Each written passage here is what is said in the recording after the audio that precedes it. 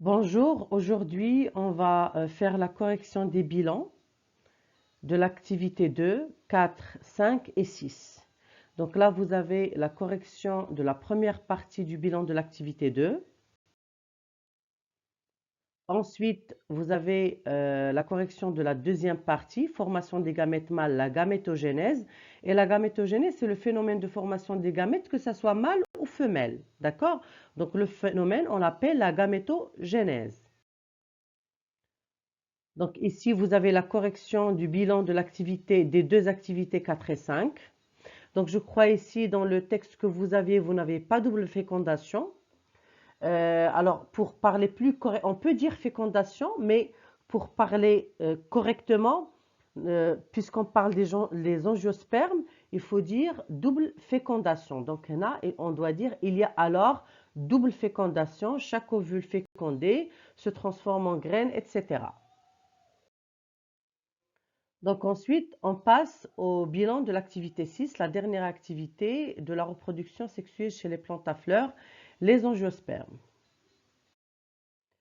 Donc là, on passe aux exercices. Pour les exercices dans les slides qui suivent ici, vous avez les exercices. Si vous ne les avez pas encore faits, faites-les. Et après, dans les slides suivants, vous allez trouver les réponses. Donc là, vous avez l'exercice 0, répondre par vrai ou faux. Ensuite, vous avez l'exercice 1, 2 et 3. Ensuite, vous avez 4, 5 et l'exercice 6. Donc là, on va passer aux corrections. Donc pour les questions répondre par vrai ou faux, les organes sexuels d'une fleur sont. Alors, Naya, je les ai soulignés et marqués en rouge, donc ça c'est vrai. Et ça, c'est vrai. Donc, les organes sexuels d'une fleur sont les étamines et le pistil. Le pistil, c'est l'organe reproducteur mâle. Pardon, les étamines, c'est l'organe reproducteur mâle. Et le pistil, c'est l'organe reproducteur femelle. Les pétales et les sépales ne peuvent pas être les organes sexuels parce que ce sont les parties protectrices de la fleur. On passe. Le grain de pollen contient des ovules, non, puisque c'est le gamétophyte mâle. Est-ce qu'il est dans le pistil? Non, parce que le pistil, c'est l'organe reproducteur femelle. Est-ce qu'il contient les gamètes mâles? Oui. Est-ce qu'il est contenu dans les sacs polliniques? Oui. Est-ce qu'il donne naissance à un tube pollinique? Oui. Ensuite, la fécondation a lieu en dehors de la fleur? Non. Conduit à la formation d'une cellule œuf? Oui. Est assuré par un gamète mâle mobile? Oui. Permet la transmission de la totalité du patrimoine génétique? Oui. Donc, si vous voulez bien comprendre ce que ça veut dire patrimoine génétique, vous pouvez revenir à la troisième partie de l'activité 2 où j'explique le patrimoine génétique, cellules, chromosomes, etc. La cellule œuf des végétaux à fleurs se développe dès sa formation, oui. Est-ce qu'il est contenu dans une graine? Non. Engendre le nouvel individu lorsque la graine peut germer? Oui. Peut résister aux mauvaises conditions climatiques? Oui. La graine est un organe reproducteur de la plante? Non. Contient l'embryon du futur individu? Oui, parce que l'embryon, elle est composée de quoi? Elle est composée des futures feuilles, la radicule ou le radicule et la tigelle. Est un organe qui permet la dissémination de l'espèce? Oui. Peut être disséminé par le vent? Oui. La vie fixée des végétaux interdit la rencontre des gamètes? Non, elle n'interdit pas la rencontre des gamètes. Elle implique l'existence d'adaptation à la pollinisation croisée? Oui. Impose la seule autofécondation? Non. Interdit la conquête de nouveaux territoires? Oui. Conduit à la coopération avec d'autres espèces vivantes? Oui, je suis à la coopération avec d'autres espèces vivantes, c'est-à-dire que les plantes, ils ont besoin de facteurs pollinisateurs comme les insectes, le vent, l'eau, etc.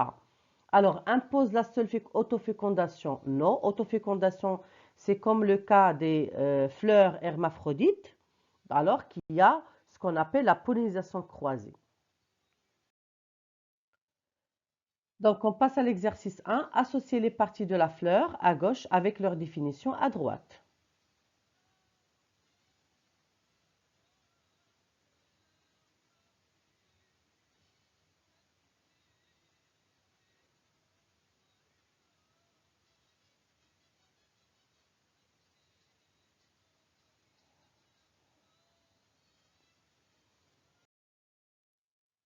Donc, on passe à l'exercice 2, chasser l'intrus, étamine, corolle, anthère, filet, grain de pollen.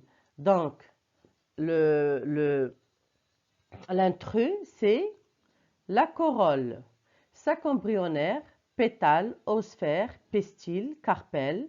Donc, bien sûr, l'intrus, c'est les pétales, sépales, calice, périanthe, pièce protectrice, microspore, c'est microspore. Ovaire, ovule, pétale, carpelle, gynécée. Donc, les pétales, c'est l'intrus. À partir du diagramme floral représenté ci-dessous, donnez la formule florale de la fleur de tulipe. Donc là, vous avez la fleur de tulipe. Je vois le diagramme floral. Qu'est-ce qu'on fait? On va compter les composantes de la fleur. Et les composantes de la fleur, on dessine de l'extérieur vers l'intérieur. On dessine les sépales en premier. Après, on passe aux pétales. On passe ensuite aux étamines. On dessine les étamines. Et on dessine l'ovaire avec les carpelles. D'accord? Donc, là, je suis à la formule florale. Vous avez trois, sépales, plus 3 pétales, plus 6 étamines et 3 carpelles. Donc, on passe à l'exercice 3. Complétez l'hypothèse suivante et sa conséquence à vérifier en choisissant la bonne réponse. Cochez les rangs.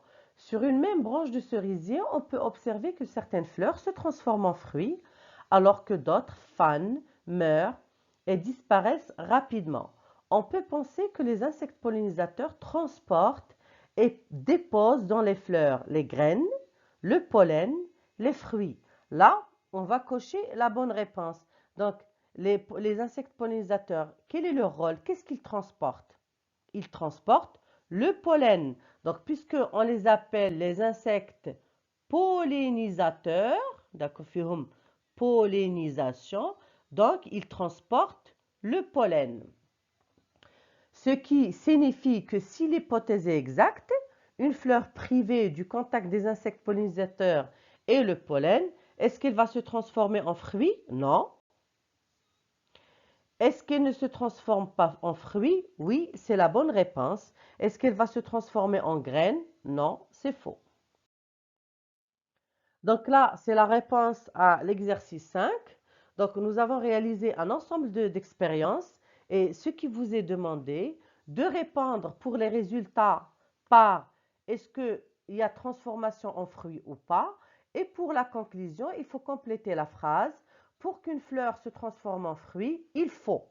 Donc, pour la première expérience, on a une fleur de cerisier isolée de tout contact avec des insectes pollinisateurs et du pollen extérieur. Pas de transformation en fruit.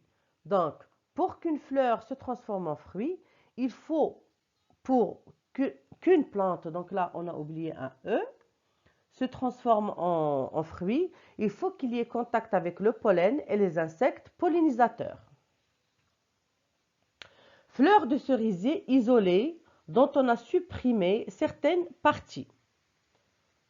Donc, lorsqu'on supprime le pédoncule, oui, il peut y avoir transformation en fruit parce que ce n'est pas un organe reproducteur qu'on a supprimé. Le pédoncule, c'est un support de la fleur. Les sépales, oui, elle peut se transformer en fruit parce que les sépales, il fait partie des pièces protectrices. Lorsqu'on va enlever les pétales, est-ce qu'elle peut se transformer en fruit? Oui, parce que les pétales font aussi partie des pièces protectrices. Lorsqu'on va l'isoler des étamines, non, elle ne va pas se transformer en fruit parce que les étamines, elles portent, c'est l'organe reproducteur mâle. La même chose pour le pistil. et ne va pas se transformer en fruit parce que le pistil, c'est l'organe reproducteur femelle. Donc, comme conclusion, pour qu'une fleur se transforme en fruit, il doit y avoir un pistil et des étamines, c'est-à-dire le contact entre les étamines et le pistil, c'est-à-dire les grains de pollen doivent être déposés sur le stigmate du pistil. Fleur de cerisier isolée dont on a supprimé les étamines et qui a reçu du pollen de cerisier sur son pistil. Oui, elle peut se transformer en fruit, c'est ce qu'on appelle une pollinisation croisée. Donc, pour qu'une fleur se transforme en fruit, il faut qu'il y ait dépôt du grain de pollen sur le pistil et plus précisément, bien sûr, sur les stigmates, même si c'est le grain de pollen d'un autre cerisier, ça doit être de la même espèce et c'est ce qu'on va voir dans l'expérience 4. Fleur de cerisier isolée dont on a supprimé les étamines et qui a reçu du pollen de pommier sur son pistil. Pas de transformation en fruit. Alors, pourquoi pas de transformation en fruit? Parce que le pollen là, c'est un pollen de pommier. Donc, même que je تكون fécondation, ما بين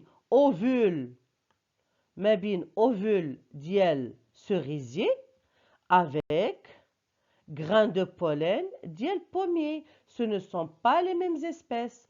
Donc, pour qu'une fleur se transforme en fruit, il faut que le grain de pollen provienne d'une fleur de la même espèce. Donc, on passe au dernier exercice. Colorier sur chacun des dessins ci-dessous le pistil ou ce qu'il devient en rouge et l'ovule ou ce qu'il devient en bleu. Donc, on a l'ovule, alors en rouge, c'est le pistil. Bien sûr, le pistil, tout ça, bien sûr, tout ça. Et le pistil, l'ovaire. L'ovaire, il se transforme en quoi? L'ovaire, il se transforme en fruit. Donc, le fruit. On va le colorier en rouge. D'accord? Et on va... Alors, l'ovule, il est dit. Est-ce qu'il va se transformer en quoi l'ovule? L'ovule va se transformer en graine. L'ovule se transforme en graine. Il y a de la graine. D'accord? Et le pistil, l'ovaire, il se transforme en fruit. Il y a la graine. D'accord? Donc maintenant, le fruit. Normalement, vous allez colorier ici en fruit. J'ai pas de moyen pour colorier correctement. Mais bon, c'est juste à titre indicatif pour vous montrer le devenir du pistil et le devenir de l'ovule. Donc, décrivez ce qui se passe durant la première étape. Donc, la première étape, la double fécondation. Quelle est la partie de la fleur, quelle partie de la fleur est à l'origine du fruit? C'est l'ovaire. Quelle partie de la fleur est à l'origine de la graine? C'est l'ovule. Donc là, on vient à terme des exercices. Je vous souhaite bon courage et on passe à la deuxième unité, la reproduction chez les plantes à fleurs, les gymnospermes. Donc bon courage et à la prochaine vidéo.